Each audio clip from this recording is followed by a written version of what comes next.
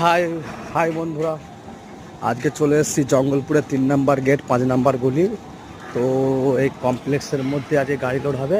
তো রোজিন লোড হবে, মিল থেকে অর্ডার এসেছে রোজিন নিয়ে যাওয়ার জন্য।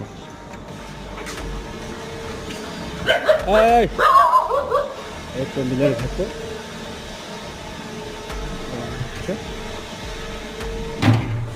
গাড়ি যাচ্ছে রোজিন লোড করার জন্য।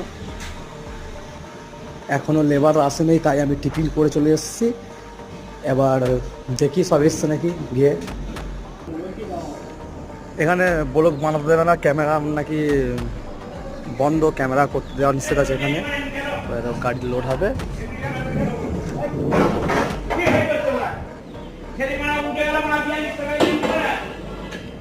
ভাই পরে ভিডিও কথা হবে, ক্যামেরা করা বানানো আছে এখানে।